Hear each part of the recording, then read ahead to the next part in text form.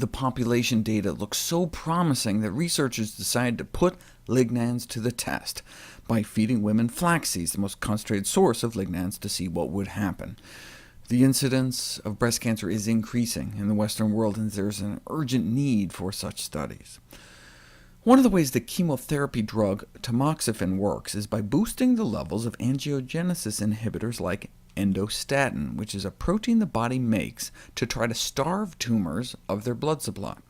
Using a technique called microdialysis, where you can stick a catheter into a woman's breast and kind of suck out some of the fluid bathing the breast cells, if you give women tamoxifen for 6 weeks, the levels of endostatin within the breast tend to go up, which is a good thing because it helps stop tumors from hooking up a blood supply. And the same thing happens when you instead add a little under a quarter cup of ground flax seeds to their daily diet. The flaxseed doesn't seem as powerful as the chemo, but further study was definitely warranted, and here it is. A randomized, double-blind, placebo-controlled clinical trial of flax seeds in breast cancer patients. Between the time of first biopsy and surgery, patients were randomized to either the treatment or the placebo group, either a flaxseed-containing muffin or a control placebo muffin. Why flax seeds? Again, they're the richest source of lignans, with levels up to 800 times higher than that of 6 other plant foods tested in the vegetarian diet. They went all out. The muffins were wrapped up, labeled with numerical code, and the coded muffin packages were then dispensed. So what happened? Well, muffin compliance was good, a sentence you don't often read.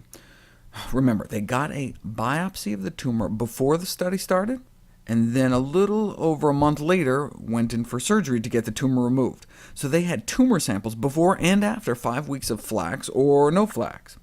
Those lucky enough to be randomized into the flax group saw, on average, their tumor cell proliferation go down, cancer cell death go up, and their CERB2 score go down, which is a marker of cancer aggressiveness and potential for forming metastases and spreading.